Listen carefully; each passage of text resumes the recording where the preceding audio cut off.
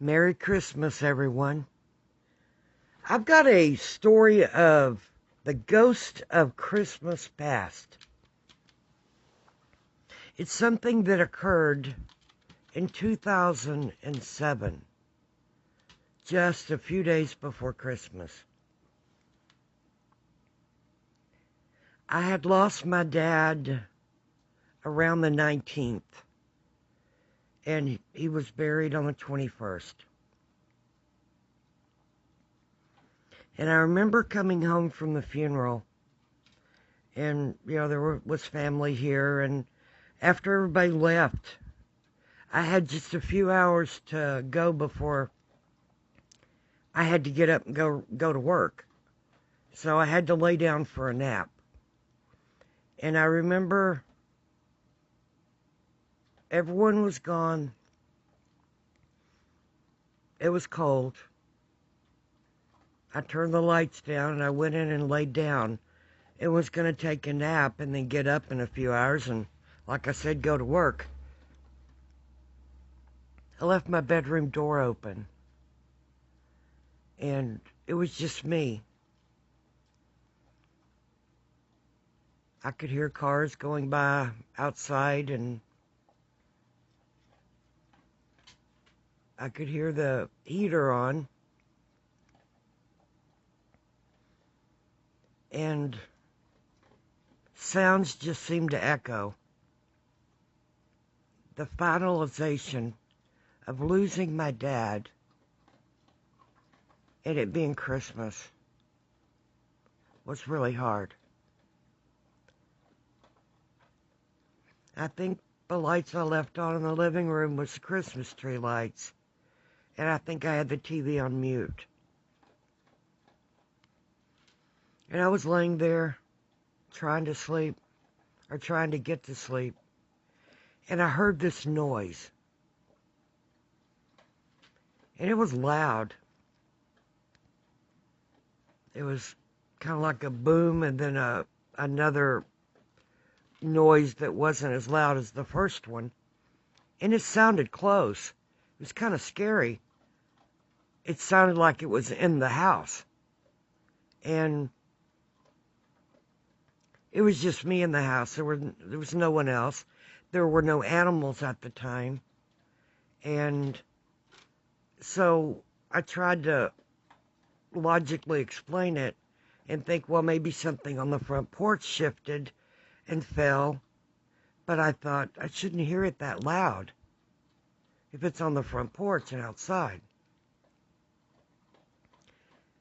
So needless to say, I was kind of alarmed. And I just laid there. I was kind of too scared to get up and see what it was. I just wanted to listen for more noises, and there was no more. And I thought, well, I don't know what that was, but I've got to get to some sleep, and so I went off to sleep. A couple hours later, I woke up. Alarm went off. I had to get up to get ready to go to work. I was doing hospice care with the lady, and she had terminal cancer. So I had to get up, kind of wipe the cobwebs from my brain and get ready for work. And I come into the kitchen to get me something to drink. And I looked down, and I saw that there was a sack of fruit that I had gotten the weekend before with another, the family of another lady that I'd sat with the weekend before had given me a sack of oranges and apples, and they were sitting on the bar. And they'd been sitting there since I brought them in the weekend before, which was just a couple of days before Dad died. He was excited. I remember when I brought him in, he was excited to, that I had fruit. He said, well, I'll go get some nuts before Christmas. And I said, okay. I knew pecans and walnuts, that was his thing. Wasn't mine, but It was his thing. So if that's what he wanted, I was happy for him. But when I went in to get my drink and noticed that the sack of fruit that I had bought and put on the bar up against the little shelf on the bar, it had shifted and fallen over. There was fruit in the floor. And I thought how weird that was because it had been there for for a week. And there had been people in and out of here, family and neighbors and friends and bringing stuff, and it had not moved. It had not been touched. But for all of a sudden, a week after it sits there, it to shift and fall over was kind of a trip. So I picked up the fruit in the kitchen floor, put it back in the bag, put the bag up against the side of the bar again, and started into the living room to turn on a light, and there was an orange and an apple sitting right in front of my dad's chair. His recliner was on the north side of the living room. And where the orange and apple was where his feet would be if he was sitting in his chair. And to the left of that was the sack of pecans that he had went into town and bought at Albertsons the day he died. He died that night, and earlier that day, early morning, he had gone into Albertsons and bought the pecans. So they were right there to the left of his chair in front of his desk. And to the right, just less than a foot over, was the apple and orange. And I thought, what in the hell? How can fruit that's been sitting in a bag for a week shift, fall over, bounce off a cooler, because there was a cooler on the floor up against the back of the bar, and then those two of the pieces of fruit bounce the opposite direction 6 feet and then over 2 feet. And I thought, physics doesn't work that way. Once something starts momentum going one direction, it'll continue that direction unless it meets resistance. And yeah, it might bounce back a little, but not 6 feet and over 2. And so when I saw that, I stood there and looked at it and I went, yeah, I don't know what to make of that. I knew there were nobody else in here. I changed the locks after the funeral. And I knew that there was no animals in here that could have done that. But somehow that sack of fruit fell towards the west, bounced off the contents, some of it, bounced off the cooler, and then bounced to the east 6 feet, and then to the north over 2 feet, to the north. And I thought, yeah, that's not the way physics works. I mean, I'm no Einstein or scientist, but yeah, I know better than that. So I just stood there and looked at the fruit at the foot of Dad's chair and shook my head, and I thought, yeah, I can't deal with this right now. I got to go to work. So I went in and washed my face and went to work. All night long, I kept thinking about that, trying to figure out what the hell had happened and how it could have happened or why. Couldn't figure it out. Well, the next day when I get off work, I come home. I go in the kitchen to get me something to drink, and I see the coffee maker on the counter. This coffee maker was a gift to my dad's. Now, for years, he had complained about every coffee maker he ever had there was a problem with. He didn't like the way it tasted, or didn't like the way it made, or didn't like the way you poured the water in it, or the lid wasn't right, or something. There was always an issue. He always tried to find. He was on the search, the quest, for the perfect coffee maker. And no matter where he looked, no matter how cheap one was at a yard sale, he'd get it and try and always have a problem with it. He couldn't figure it out. Couldn't find the right one. Well, then that put me on a quest, of course, to find him the right one. His birthday was only a few days after Christmas, so he really never got much of a birthday. So my goal was to get him one for his birthday. Or Christmas, whichever. But I wanted him to have a birthday gift and a Christmas gift under the tree. Well, probably a week and a half or so before Christmas, maybe closer to 2 weeks, I found the right coffee maker. I mean, it even looked nice. It was black and it had this really cool blue light, which I love blue. Cool blue light that lit it up, and you could program it. It would make coffee in the morning where you didn't even have to touch it. You know, that morning you could just smell it, and you could hit the button to just have it simmer and stay warm, but not, hot. And it was nifty. And I think when I bought it, I looked at it, I researched them, I thought I found the perfect one. So I get it, I wrap it, put it under the tree. Well, we're sitting there, and he keeps looking at the tree because I put lights on it and his gifts under it.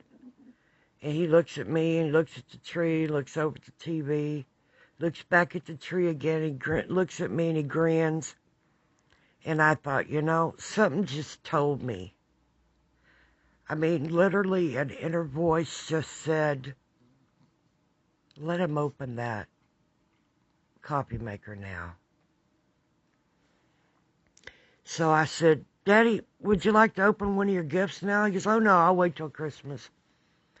I said, I really think you should open this one now. I think you would enjoy it. And he said, really? I said, yeah.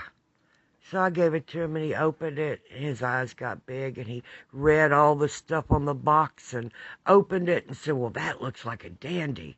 He went in and washed it out and set it up. Well, he and I together, I got the instructions out. We figured out how to program it for the next morning. Whatever time he normally got up, we set it to 15 minutes before, so it would be ready when he woke up. He wouldn't even have to do anything but pour a cup. Well, he loved it. Next morning came around. He said he was excited. He'd get up, use the bathroom, look over at it in the kitchen to see if it was on yet, and then go back to bed. So it was something that excited him. And then he said he wasn't even fully awake yet, and he smelled coffee. He knew it was working. So he came in, looked at it, got a cup, and just sat and enjoyed it. And he bragged about that coffee maker. He was so proud of that coffee maker. He even went into the Cafe and Crumb where he hung out. Almost every day he'd be in there, and he was bragging about it. I think they told me, he said that it does everything but drive the truck, and it probably could be programmed to do that too. He was so proud of the coffee maker. So, the day after we buried him, after working all night, hearing that noise, seeing the fruit in front of his chair, I went in to get me something to drink. And there's the coffee maker. And I just couldn't see it. It broke me up. It broke my heart. I kept flashing back to the joy on his face, how happy he was to have it, how proud I was that he was happy. So I unplugged it, cleaned it, put it under the counter. Still had the box, put it in the box, put it under the counter. And for a couple of days, I kept getting a gnawing feeling at me to, that I ought to be ashamed for putting that away because I'll never use it. And I spent that kind of money on something that I'm putting away under the counter. So I thought, well, what can I do with this? I can't look at it. It upset me too much. And I'm not a coffee drinker, so I don't really want to keep it. And I thought about the cafe, downtown Crum, and his buddies down there that really enjoyed him, that owned the cafe. And so I went and actually left here and drove into town. And I said, I've got a question for you guys. I said, you remember the coffee maker that I gave Dad before he died? And they said, oh yeah, he loved that thing. And I said, well, I can't look at it. It makes me sick. It just rips my heart. And I feel guilty for putting it away because I can't look at it. And I said, I don't think he's happy about that, putting it away. I said, I think he would be happy with me giving it to you. So will you use it here in the cafe in his memory? And if you ever sell the cafe, take it with you. He would want that. He wouldn't want me to use it and be upset about it or have it out and it rip me up every time I look at it. He wouldn't want me to put it under the counter and not use it because he loved it. And they said, yeah, we would be honored to have a part of Jack here with us. And I said, thank you. So I came home. I got it. I took it back to them. They fixed me something to eat. I was sitting there eating. And I said, you want to hear something weird? The night we buried Dad after the funeral,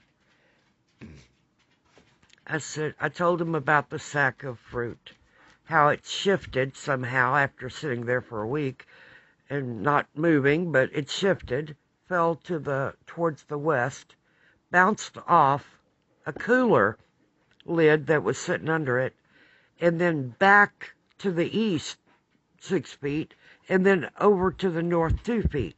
I said, now, I'm no Einstein, but physics doesn't work that way. I don't know what happened, how that happened.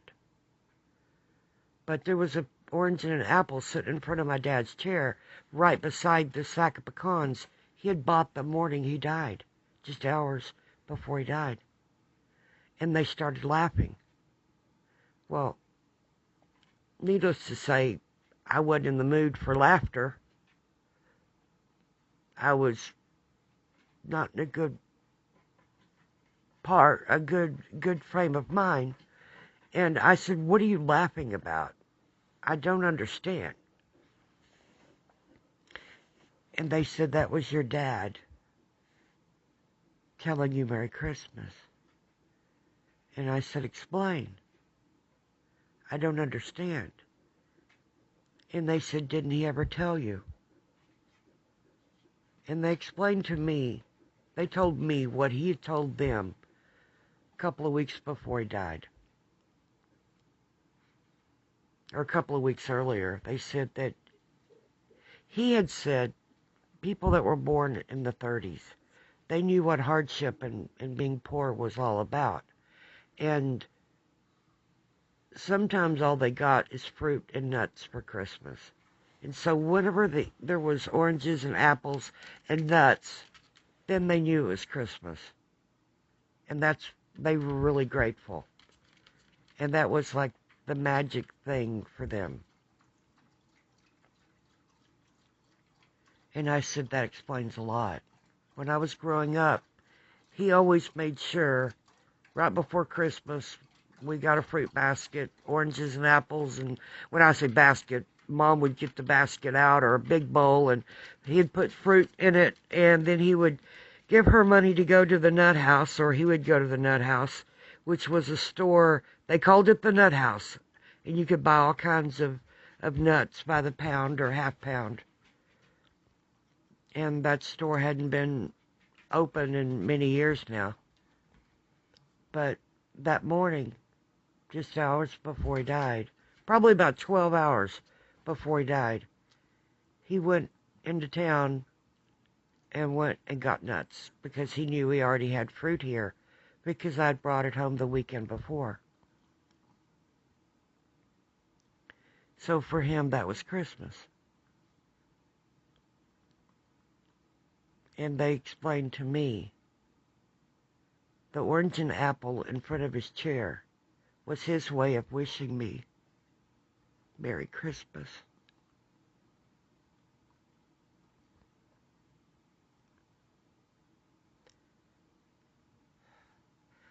I have followed suit in that tradition as much as I could.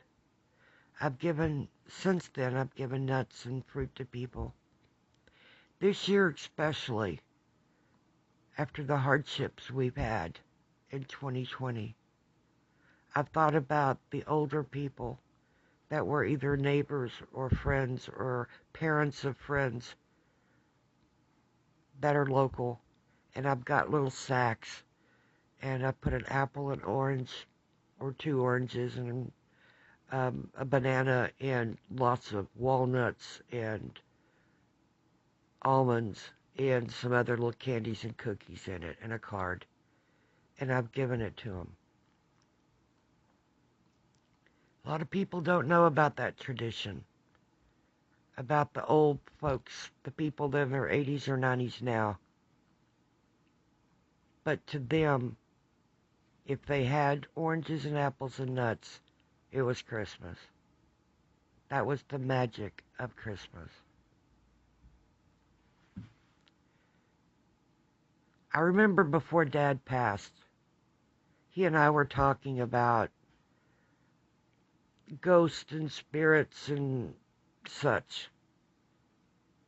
And, I had been a ghost hunter for many, many years. And I told him, if it's possible, visit me. You'll always be welcome here. I won't be freaked out.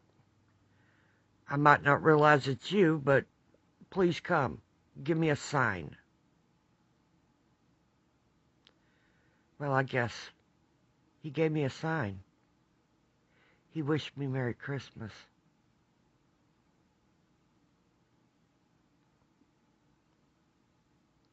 Merry Christmas, everyone. Remember those who are no longer physically with us, because in spirit they are.